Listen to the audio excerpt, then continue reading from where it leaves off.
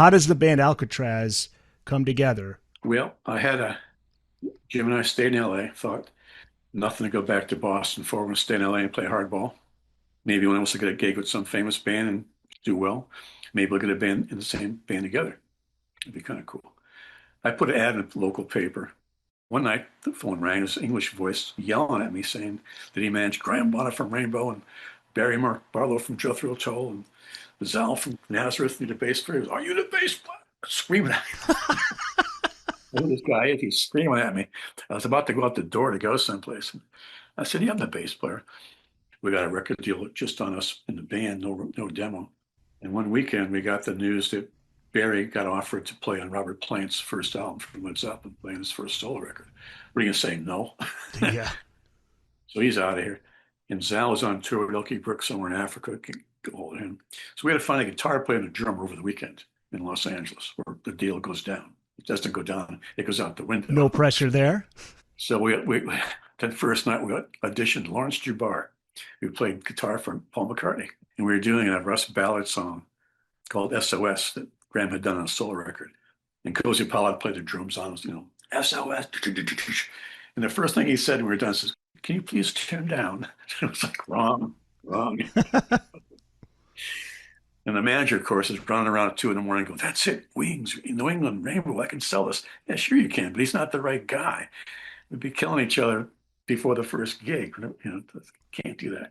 And he went to the next day to a neighbor, young guy at a record store. I said, "Who's the hot guy?" And he said, "Yngwie from Sweden. He's playing this band called Steeler." So Andy rang him. He said, "You want to audition for Graham Bonnet?" And Yngwie couldn't believe it. He thought it was a crank phone call because he loved, all the Swedish guys love Deep Purple. They know all that stuff backwards and sideways, and they worship Richie Blackmore. And Graham was part of that family. And Yngwie didn't believe it at first. And he came down at night and played for us, and he nailed all that stuff. He could play any Deep Purple song or Rainbow song he could shake a stick at. And he became the guitar player. Was there falling out with Yngwie? Yeah, well, the manager, speaking about drugs, swore he had managed it. Robert Palmer and Bay City Rollers at one point, and the whole thing went up his nose and lost his family. They got back together again. He swore never do it again.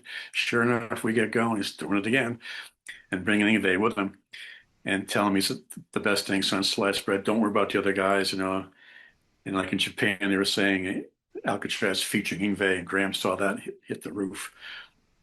And so that became a problem.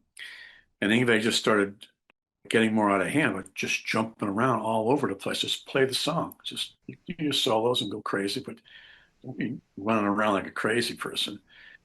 And he just got a little hard to deal with. This is not good. And Graham reacted, rather than taking the reins and saying, "Here's what we're going to do. You're going to do this, or you're out of here."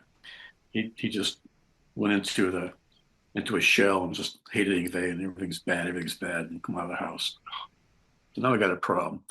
We said, well, it's obvious we got to change guitar players. Whether he's going to be famous or not, that doesn't matter. The group is more important than the single guy doing that. There's other guitar players on the earth besides him. So we put the word out, and Jimmy found Steve Vai through David Rosenthal, who played for Rainbow, and I think played for Billy Joel for a while. And he mentioned Steve Vai from Frank Zappa's band. And I like the idea that the music could change a little bit and be more adventuresome. And the second record was. I love the second record. We had problems with Capitol Records at that point, but the music was great, I thought. But a lot of people liked Yngwie European style as opposed to Steve's style, which is a little more American kind of sound. But they're both amazing players, and they've both been playing together on the G3 circuit for the last 30 years or so. We were trying to get Yngwie on some of our recent Alcatrazz records, and his manager says, wife, she wanted $1 million to play on one song. It's like, come Oh my God. on. Even Jesus. if David Lee Roth said that, he wouldn't get it. $1 million. But one stupid song.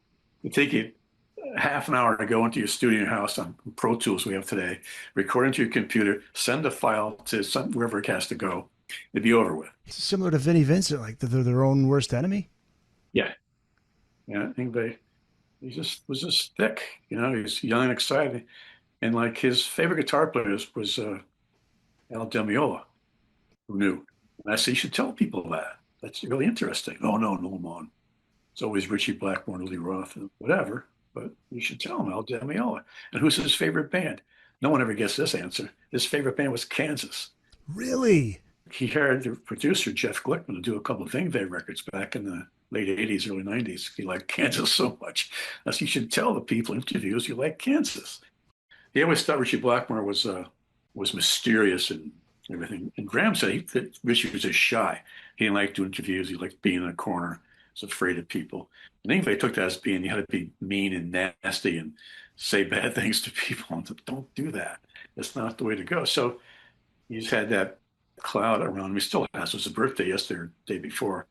And I still have things on Facebook, hate or do hate, no hate, do hate, 50-50. And it could be a lot better in his favor if he didn't come off like that. But he insists on doing it. He's a great guy. He's a funny guy, really talented guy. He can play any kind. He can play the blues. Yeah. He can do anything he wants. He knows how to play the guitar.